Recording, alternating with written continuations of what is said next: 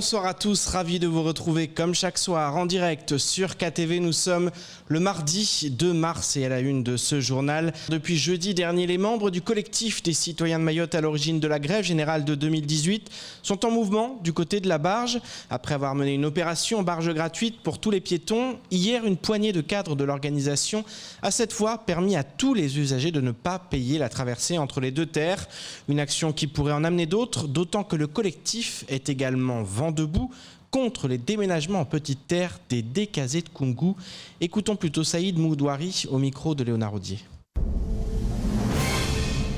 Le fait de s'interposer, dire non, on n'est pas d'accord, que ces gens-là restent là où ils sont, ou qu'on les mette ailleurs, qu'ils ne viennent pas chez nous, c'est déjà un début à quelque chose. Nous savons que tout cela est relatif. Pourquoi il y a eu la décision précipitée de décaser ou de je ne sais quoi, c'est parce qu'il y a eu trop de mouvements ces derniers temps dans le secteur. Trop de mouvements. Gratuits, par excellence. Et puis, c'est une décision de justice qui a traîné. Maintenant, le préfet a décidé de l'appliquer. Ce n'est pas à nous de payer les conséquences. Ce sont des terrains qui appartiennent soit à l'État, soit au département, soit aux communes, mais qui règlent leurs problèmes. Voilà. Oui, mais il faut bien que les gens aient quelque part. Oui, de donc toute façon. Empêcher de bouger. De toute façon, une chose est certaine, c'est qu'ils ne devraient pas être là. Ouais. Ou sinon, en tout cas, ils devraient être là, mais dans le respect de l'art. C'est pas comme ça se passe en ce moment à Mayotte depuis 3 ans. Après la publication des recommandations de l'autorité environnementale concernant la future construction de la piste longue de l'aéroport de Pamandzi, le Conseil économique et social de Mayotte a réagi. Le CESEM demande une étude en profondeur afin de permettre à ce projet de longue date de se réaliser au plus vite. L'organisme réclame notamment la création et le recours à un conseil scientifique de l'environnement afin de mieux déterminer la faisabilité du projet. Chaïdi Maoulida a recueilli les recommandations du président du CESEM. Reportage. La piste longue de l'aéroport, un projet de longue date à Mayotte. Les études concernant sa réalisation se poursuivent et au lendemain des préconisations de l'autorité environnementale, la 16e se devait de réagir quant à la continuité du projet.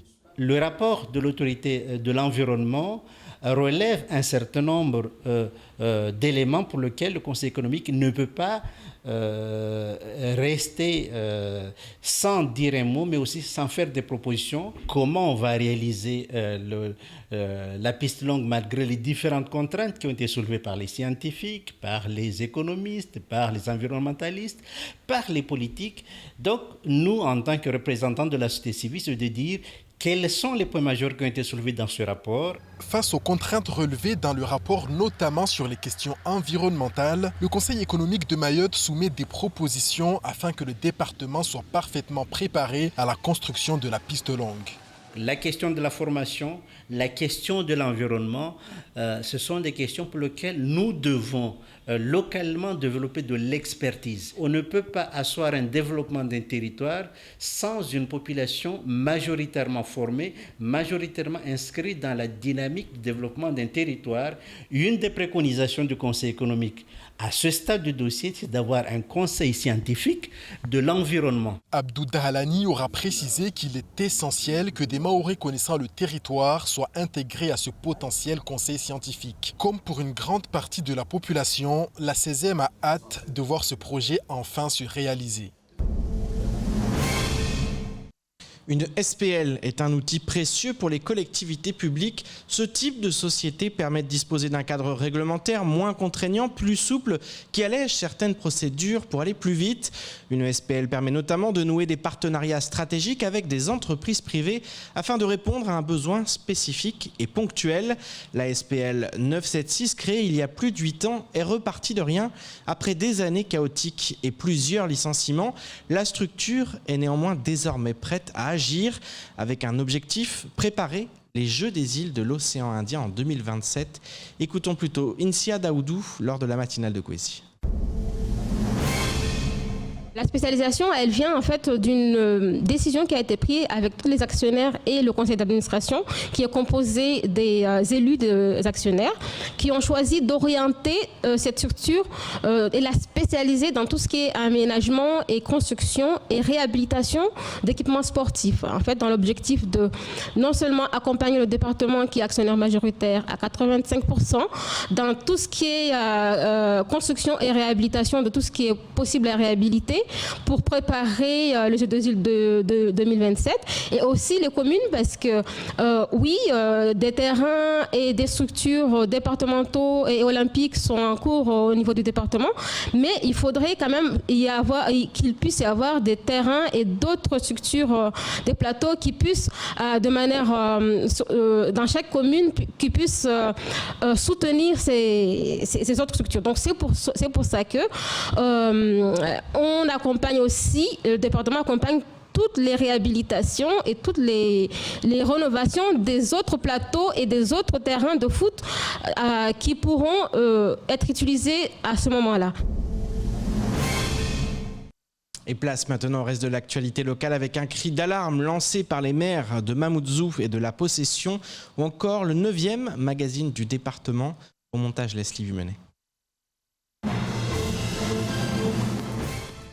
Dans un courrier commun envoyé par Amdi Louahidou Soumaïla et Vanessa Miranville, la maire de La Possession, les deux édiles font jouer le jumelage entre leurs deux communes pour s'exprimer d'une même voix sur l'urgence sanitaire. Selon les deux élus, le confinement ne permet pas d'atténuer les arrivées de Kwassa, lesquelles alimentent encore plus les flux de contamination.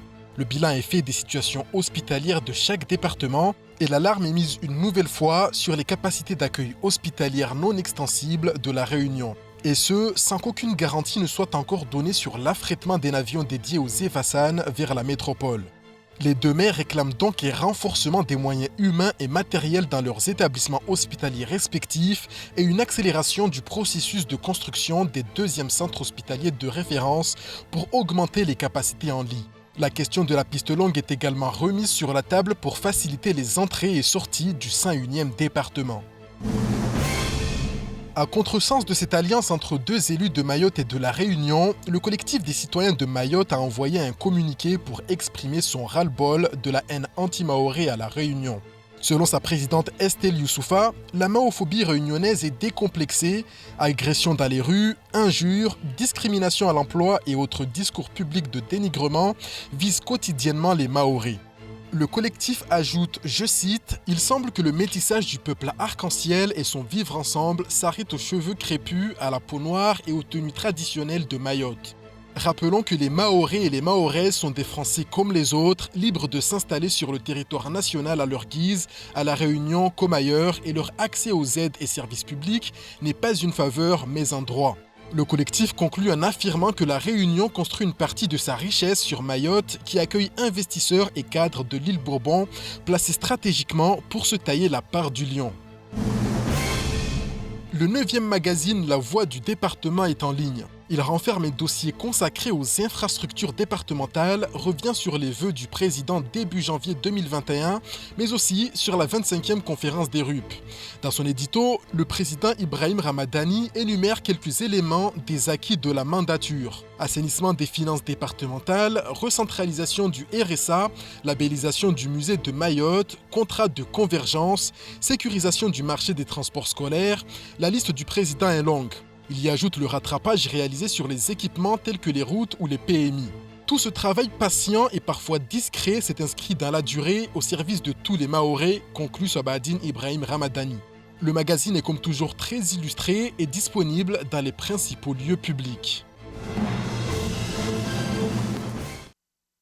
Plus de 3 semaines maintenant que Mayotte est confinée, les établissements scolaires sont toujours fermés. Si l'éducation nationale assure une continuité pédagogique pour les élèves, elle peut être rendue difficile à suivre pour ceux qui ne possèdent pas d'accès à Internet.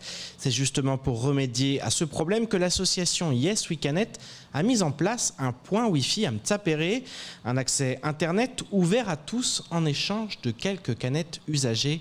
Ivan Rakotovaou. Elle est connue principalement pour son épicerie et sa laverie solidaire.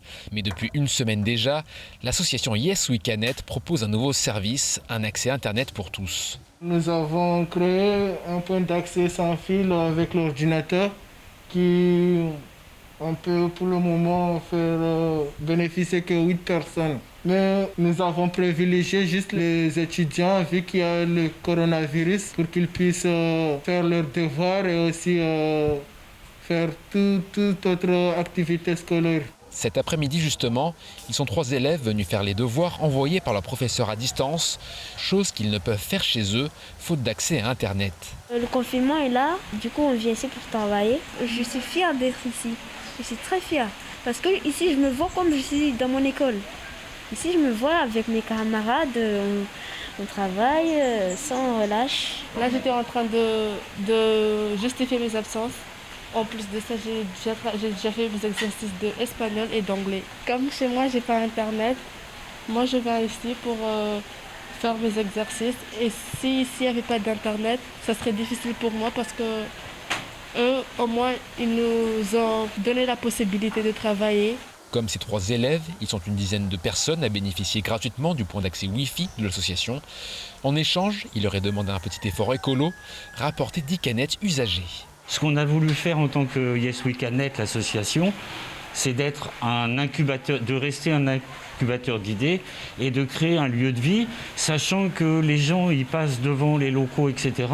et qu'ils peuvent avoir besoin d'Internet. On s'est dit pourquoi pas, même si je reconnais que d'apporter 10 canettes, ça peut paraître symbolique, mais le symbole est là et ça permet aux jeunes essentiellement d'avoir un accès, d'avoir Pronote, d'avoir un certain nombre de choses dont ils ont besoin au niveau scolaire par exemple. L'association ne sait pas encore combien de temps durera l'opération. Elle s'attend cependant à de plus en plus d'affluence et période de pandémie oblige, les accès à Internet devront alors se faire en extérieur. Et c'est ainsi que s'achève cette édition. Merci de nous rester fidèles sur KTV. Je vous donne rendez-vous demain dès 19h pour tout connaître de l'actualité locale. Excellente soirée sur Kwesi.